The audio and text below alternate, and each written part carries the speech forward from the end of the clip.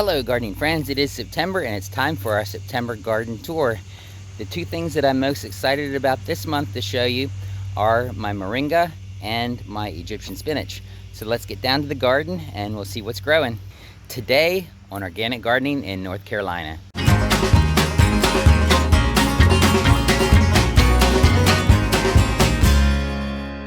Okay, here's the bottom of the garden. Last month, this was a beautiful wall of tomatoes. This month, it's what's left of that beautiful wall of tomatoes. My favorite tomato this year for sure was the Mountain Rouge, and it still has some tomatoes on it. Looks like it might even be recovering from the heat a little bit. And I also like the Climbing Triple Crop, which was suggested by Jess over at Roots and Refuge channel. We got quite a few tomatoes off of this part of the garden, and there's still some on the vine here that we can pick and eat. But they definitely got their toll taken out of them from the heat and the humidity here. All right, let's look at some figs. Here is my oldest fig tree, and I really have not gotten very many figs off of this tree ever. But it does have some figs on it this year, and it looks like they are advanced enough that I will get to taste some figs off of it this year. I really don't even recall getting any figs to taste off of this tree last year or other years. It has quite a few figs on it actually. So I'm looking forward to getting to taste some of these figs. I don't know what species of fig this one is. I don't know what the name of that plant is. Here's one over here that I've got a tag on it. It's a yellow long neck that I got from CNY Figgery. This one also has quite a few figs on it. Seems like it's been a pretty good year for figs here in North Carolina, Zone 7B. I'm just a little bit north of Charlotte. I'm probably close to Zone 8, but it does have quite a few figs on here. I think I did actually taste a fig on here already this year. That one looks like it's about ready to swell and get ripe. Hopefully the weather stays warm enough that we'll have time to ripen all these. I can go ahead and clip the tops off of these plants. It's called pinching figs, so that the tree won't produce any more figs because they won't have time to ripen now if they are produced, and it'll help the tree put more production into the figs, getting the figs that are on it ripe. Alright, so if that one was a yellow Lebanese, then this is a yellow long neck, and I got this from Harvey. I did eat quite a few off of this one this year already. Well, quite a few, not really quite a few, but 3 or 4, but there are still some on here. And here's one that looks like it's about ready to eat. I ate a couple off of this yesterday that were not quite ready. This one's actually not quite ready either, because you can tell when you pick it, it's a little hard to pick. And then, let me get out of the sun here. You see that latex dripping down. That white latex. There we go, that's a better, out of the sun a little more. But, thought I would eat this for the video. Look at that, it's nice and yellow inside. It's not super great, but it is a little bit sweet. It's not a bad tasting, but it really could have used another day to ripen. Okay, let's look at some of my tromboncino squash. The root of this plant is way over there by that trellis. I don't know if you can see the trellis there, but there's a vine coming the whole way over there around my pomegranate tree. And over here, this is a nice vine. It's doing well. And it's growing way over there. And there's another vine here that came around from the other direction that has a nice little squash on it. Oh, just in the middle of the tour here, there's also a watermelon here that I did get a watermelon off of this vine already, but the vine has started taking off since I picked that one. Looks like I'm getting a few more watermelon. Hopefully we'll have enough warm weather that we'll be able to have a harvest from that again. Back to the tromboncino. Okay, here's another one. Another little squash I can pick. Here's one I left on the vine. So the skin has hardened more, and it will be like a winter squash. I can take that and it'll last a long time because I left it to harden on the vine. Okay, let's go. There's some more tromboncino squash. This thing is going everywhere. It's going up my dead tree here. Okay, there's another one that I left to get hard for winter squash. That's on the ground, so it's curled up. The one back there, it's curled up on the ground.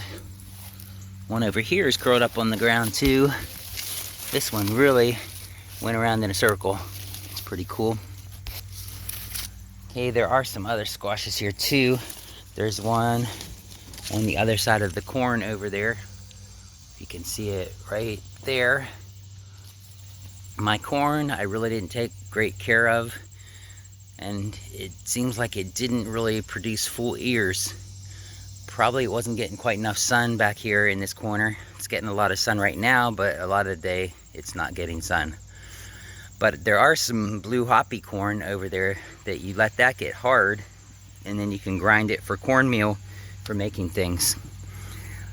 You can also let your sweet corn get hard and let it dry on let the kernels dry on the stalk.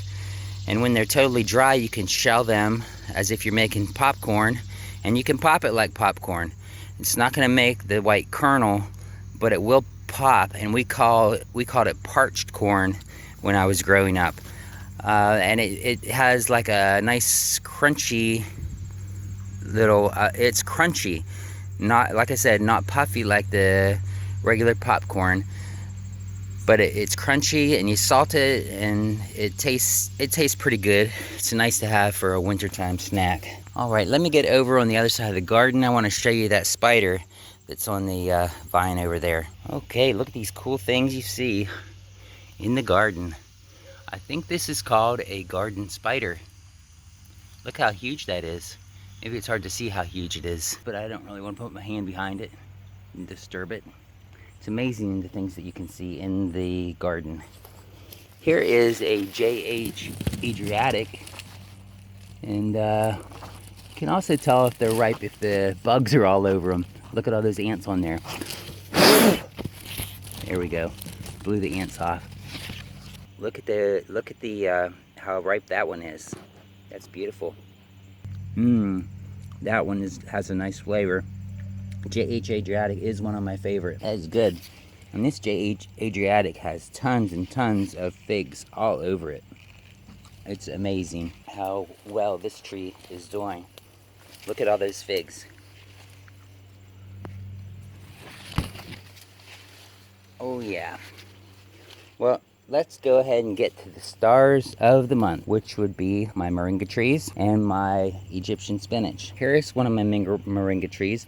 I planted this one out, the earliest one in the year, but the ones I planted a month later overtook it because it really doesn't like growing when it's not warm out. So this one here is over 6 feet tall. So I like to eat some every day just because it's healthy. So just grab a stalk like this and strip it off in my mouth and munch it down. It's not the best tasting thing, but it's not bad tasting either. Then I have one other moringa tree right here, which is about 5 feet tall. And then I have one up in the corner of the garden that you can see is about 5 feet tall there too. Here is my Egyptian spinach, which I am happy that this thing is growing as well as it is, because I had a hard time getting the seeds to grow this year for some reason. So I'll probably go ahead and let this one grow and produce seeds. But I mean, I say let it grow, but you can still go ahead and harvest.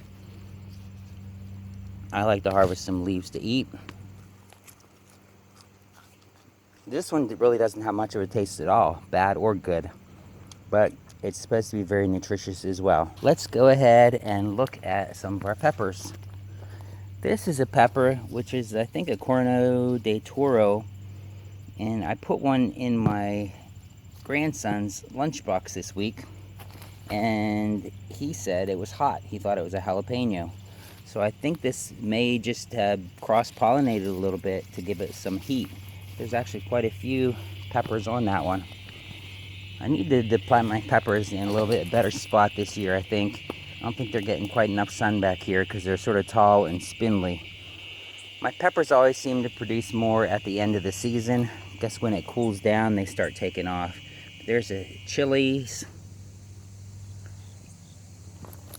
And I also have a few California Wonders that are just starting to form peppers. I have gotten like 1 or 2 peppers. I think I got 1 or 2 peppers off of this plant here. And then here is a cayenne pepper. Got these seeds from Emma Gardner. You need to finish staking these plants up as well, because they're not going to be able to support all those peppers when they get bigger. Also planted some okra here. So I've got a little row of like 10 okra plants. I like to pick the okra when it's nice and small. Like this one might actually be a little too big. It's not too bad. But if they get big, they get really hard and fibrous and hard to chew. So I like to pick them as small as possible. I mean, I'll even pick them like this size. Yep, pretty good. Okay, I'm working on a video for a cover crop. So I planted a cover crop here. It's been actually 1 week ago today. So you can see the beans are coming up and the sunflowers, and I also have some buckwheat for the grain part of the cover crop. I'm probably going to let it grow about a month, so stay tuned so you can see how this cover crop goes. Also planted some kale over here on the edge, which I will just go ahead and let that grow for a kale crop, or maybe transplant it to some other areas. That is a Italian kale, dinosaur kale, I guess some people call it. Over there you can see, well, let me go ahead and go over there. You can see my blackberries are still blooming. Been getting quite a few blackberries off of here.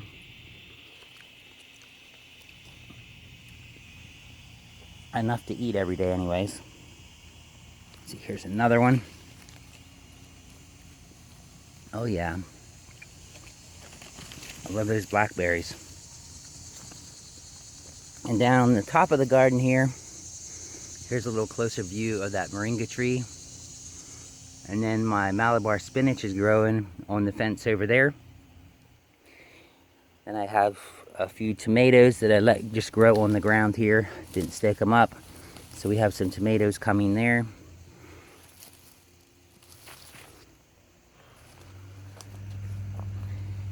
Here is another one of the Coronado de Toro peppers. And I also have some basil growing here too. I like to have basil with my morning eggs. Now let me get around the other side of the fence here, and I'll show you my rattlesnake beans. Okay, there's some rattlesnake beans that are too old to eat, but I'll go ahead and let those go to seed so the seed pods dry out. And then you have seeds for next year. Here's some green beans that could still be eaten, but I'll go ahead and let those grow for seed pods for next year as well. Hey, and here is another jalapeno plant. If you look at the jalapenos, you can see when they start getting to be aged, they start crinkling up like this. And they get a whole lot hotter. And then after that, they even turn red. So when they turn red, they're hot. Okay, here are some Jerusalem artichokes. I didn't even remember I put a few tubers in the ground there. But these things have grown. They grow really, really tall. They're like 10 or 12 feet tall. And they have a nice bloom this time of year. So yeah, isn't that a pretty bloom? And then of course they have the tubers underneath there, but I also chopped down these leaves and stems because the rabbits enjoy chewing them. And here is my lemongrass. Lemongrass has a nice flavor, can be used for flavoring soups and stuff. I'm thinking about grinding up some of this and making a juice to put in my homemade soap that I make to have a nice smell to the soap. And I also have some of this out front in my flower bed by the mailbox because it really looks like a nice ornamental, like an ornamental grass. But this one here is doing the best of any of my lemongrass this year. I planted a couple more cucumbers here just like probably a week ago. So I don't know if they're gonna have time to mature and have any cucumbers on them, but we'll see. I also planted some sugar peas here to go up this trellis here that I have. You can see the sugar peas. I planted them pretty heavy because I had a big pack of sugar peas. So those things will take the cold. They'll take a light frost. So hopefully they'll grow and be ready for the cold and produce some sugar peas for us. All right, I will go ahead and put a link up here for the video that YouTube says you will like. And over here, I will put a link for one of my most recent videos. So I hope you enjoy the videos, and I'll go ahead and roll some of my zinnias so that you will have time to pick which video you're gonna wanna watch next. All right, thanks for watching and have a blessed day. We'll see you all again real soon.